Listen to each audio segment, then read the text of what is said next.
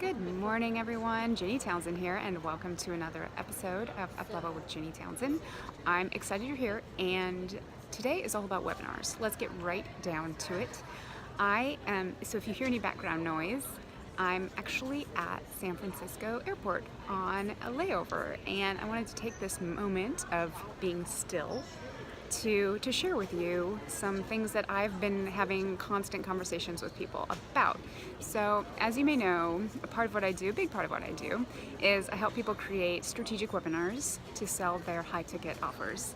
And so I get asked all the time, so what do you see? What's working? What are the trends?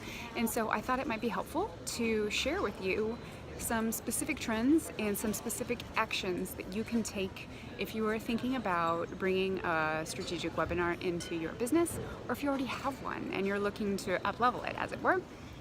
And so my commitment to you, by the way, is that I will never bring you fluff content.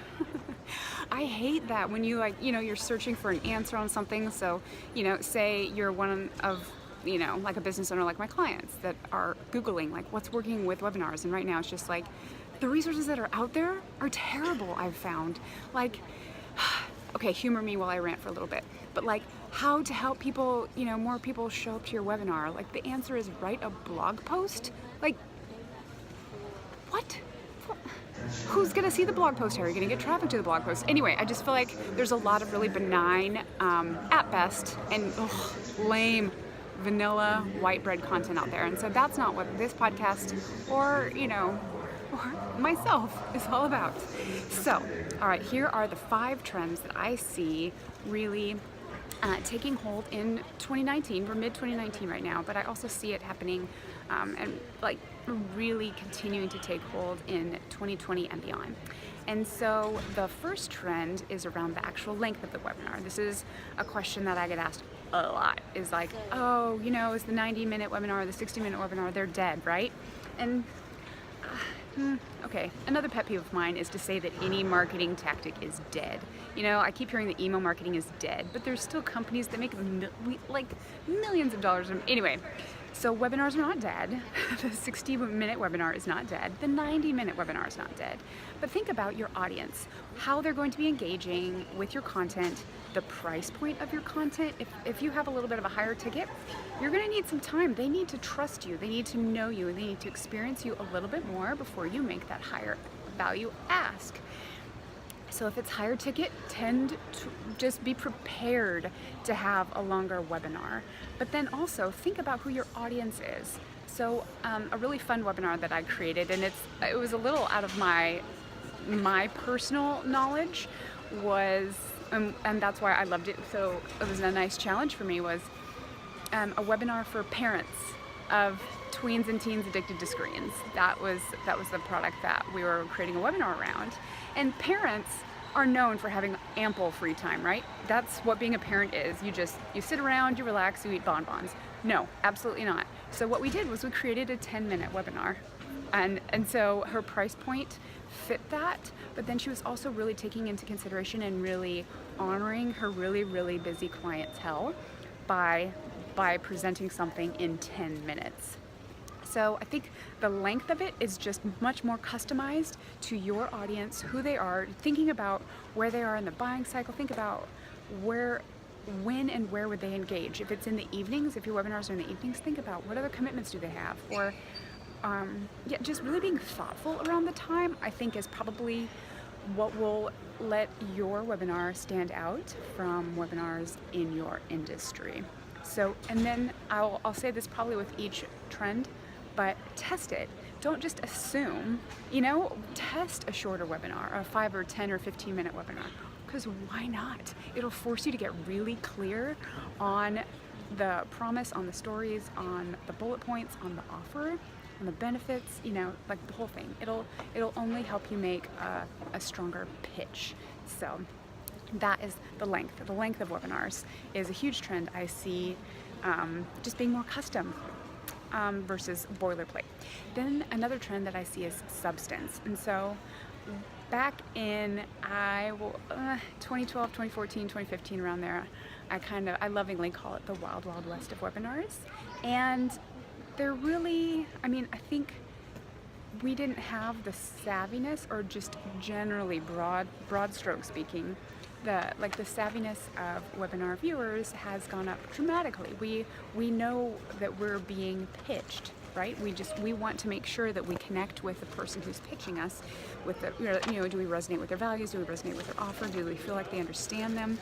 Do we feel like they have a proven process? Are they trustworthy? All of that good stuff. So it just can't be lather anymore. It cannot be lather. It can't be spheres of air. There really needs to be some substance. And what I mean by substance is connecting with your audience, really getting in tune with where they're at, the exact pain point that your offer is solving, and the promise that you're bringing to them. So I'm sure you've heard that there are just really three main markets, and I heard it recently described as our three desires, which I thought was a really a great way of saying this. So it's health, wealth, and relationships. So we all desire to have, optimum health. We desire to have wealth, right? Whatever level of wealth, but just like enough, the ability to spend time with our friends and family, which oftentimes wealth is what allows for that. And then relationships, right? They're so key to who we are. So really understanding the market that you're selling to is, are you selling health? Are you selling wealth? Or are you selling relationships? And being really clear on that offer, that's what I mean by the substance. And then being really approachable and accessible to your audience. Now, whatever that means to your audience, you'll have to define that for yourself. But story is how you will be able to build trust and rapport in a relatively short amount of time, and be able to, make your offer for this solution that will help them out. And so substance is a huge part of what I see really standing out in the marketplace with webinars. And a second note on the story piece. You love what you do, right? You're really good at what you do. You nerd out at what you do. You geek out, and you have all of the jargon, all of the techno, you have all of the industry terms down, and I promise you that your audience does not care. I promise you that they're experiencing some kind of pain point that they're looking for a solution for, and that's why they're coming to you.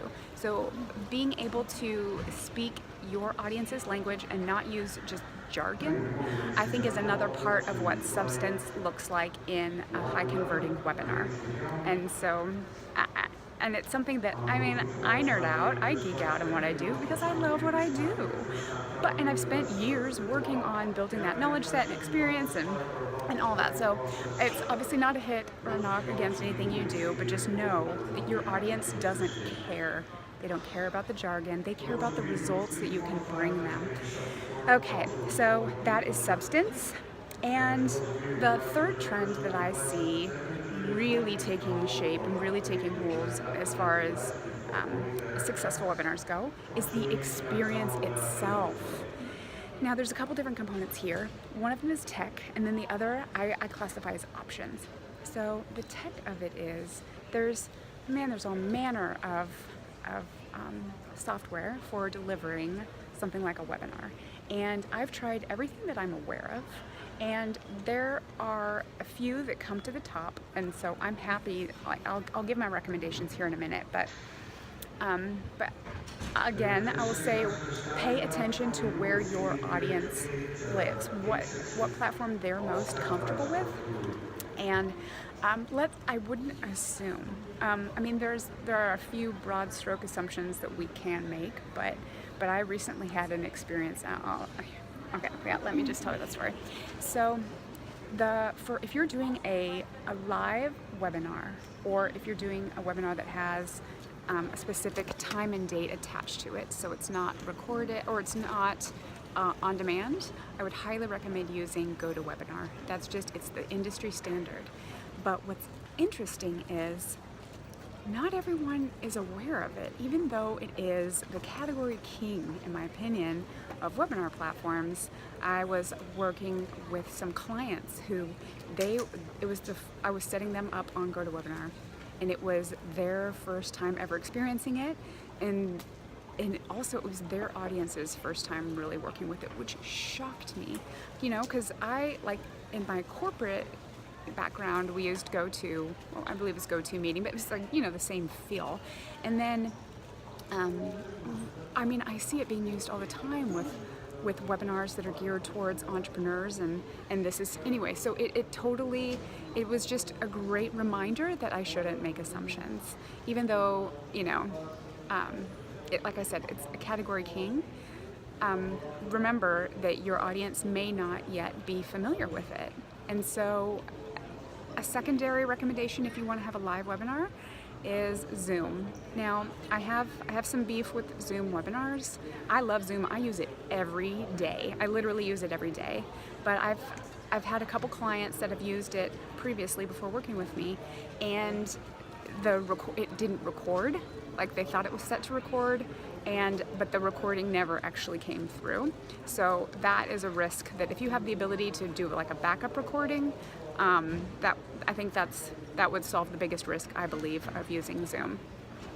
But so that's what I mean, like the tech experience. If someone's totally new to using a platform that you're asking them to join, I mean, it could be viewed as a barrier. It could be something that someone would hesitate logging on and hearing your story and hearing your offer, just because of a tech barrier. So that is a part of the experience, making sure they're really, like, informed on how to engage with it if your audience doesn't, you know, yet use something like GoToWebinar or even Zoom.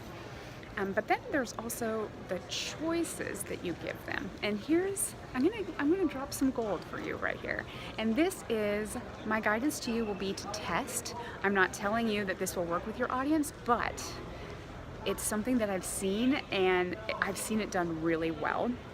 And it is the experience of meeting your customers where they're at. And I think, okay, let me give you this example.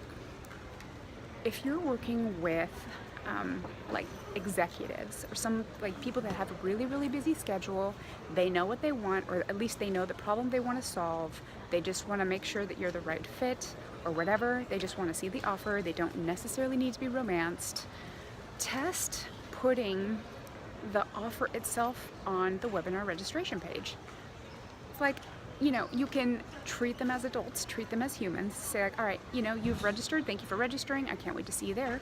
Also, if you know this is what you're looking for, you can go ahead, like, here's the actual offer that I'll be making. You can, you know, engage with my services, buy this product, whatever it is right now.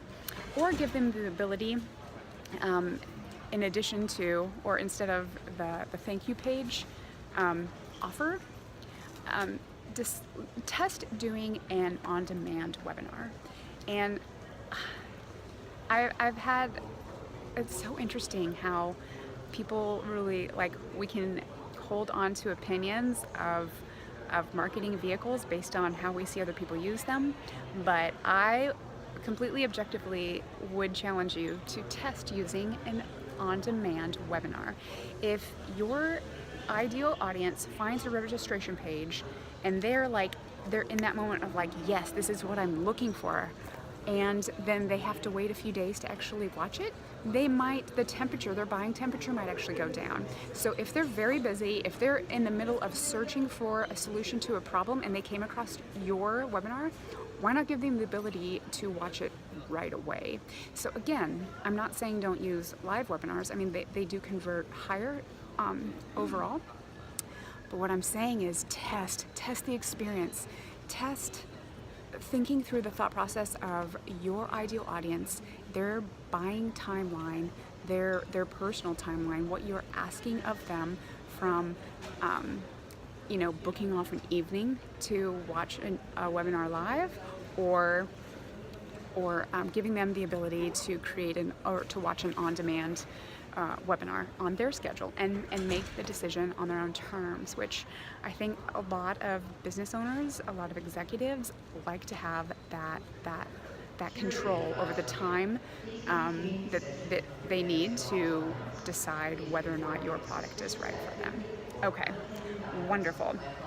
And so I think that is the experience trend, and really it's all about testing, like I said, but it's really all about thinking through what is the best experience I can create for my ideal client. And if you approach your business, not just this marketing component of it, but if you approach your business that way, it can't help but succeed. I mean, you'll stand apart. So anyway, I think that's just some business gold for free. Okay, and then the fourth trend is this constant desire to fill the virtual room, as I call it. Now, what I mean by that is, okay, great, you've created a webinar. There's this huge push, for people to have a webinar, whatever, this leveraged selling platform. And, there's a lot of trainings around it. There's a lot of services that help you create your own webinar. But then what I've found with my clients is that there's really not like a custom service to help them fill the room once they've created the webinar. So it's like they're planning a party and they're just not sure that anyone will make it, if anyone will come. Isn't that the worst? Isn't that everyone's biggest fear? So I think that having a plan, having a strategy, having multiple plans, frankly, to fill your virtual room is a smart and savvy way to approach utilizing a webinar to its fullest capacity in 2019 and beyond. And what I mean by this is, do not rely on one source of traffic to bring traffic to your webinar. Don't. If you have a big Facebook following, Instagram following, don't just rely on that. If you have an email list, or if you have a network of peers, don't just rely on one source. I really believe that success in anything, right? Like mitigating risk in anything, is having multiple streams of leads, multiple sources of traffic to whatever you're offering. That really is where success, where optimizing, where sales, where connecting with your audience and getting great feedback, that's when that occurs. So a trend that I see regarding filling the virtual room is taking seriously putting the multiple streams of traffic in place in your business. And I mean, to seed an offer, I actually have a resource that I'm coming out with. I've done this one-on-one with clients, and I just want to let you know that I'm in the process of building something that will help more people fill their virtual room. So I'm really excited about it. I'm really passionate about it. And then finally, I would say that the fifth trend that I see is that they're still high converting if you take your customer in mind. And so, like I said at the beginning of this episode, people have said like, oh, do webinars still exist? Like, do they still convert? Oh, webinars are dead, blah, blah, blah. I totally just, I don't really trust blanket statements like that. And I would hope that you, as a savvy entrepreneur or business owner, wouldn't either. And so as long as you're taking into account your client's buying cycle, how busy they are, where you can add value, where you can connect with them with story, with your offer, making sure that your offer really meets their needs. Because gosh, heavens, if you don't have a good offer, the slickest webinar in the world, it won't make a difference, right? So making sure that you really know your audience, the offer, the experience, the substance, and even the length of the email. All of those components really, I think, reiterate the fact that webinars still convert. Business owners, entrepreneurs still make millions of dollars a year using webinars alone. And so I'm extremely passionate about it. At some point soon, I'll share my story about how webinars really, how I've started to fall in love with them and have geeked out on them for 7 years now? Maybe, yeah, I'll have to find the date. I'll have to find the receipt for the first thing I purchased from a webinar. That'll probably be the closest date I can find to when I just knew webinars were the answer. So really, it's a leveraged sales platform, honestly. So if that term webinar, if you roll your eyes at it, I'm rolling my eyes back. It's a leveraged sales platform. So I hope you found these trends helpful. And if you're interested in seeing these in written form, because I'm a visual person, I love seeing a good list, hop on over to JennyTownsend.com/podcast, and it should be at the top if you listen to this as soon as it's live. And I want to thank you so much again for joining me today, and until next time, continue to be up and to the right.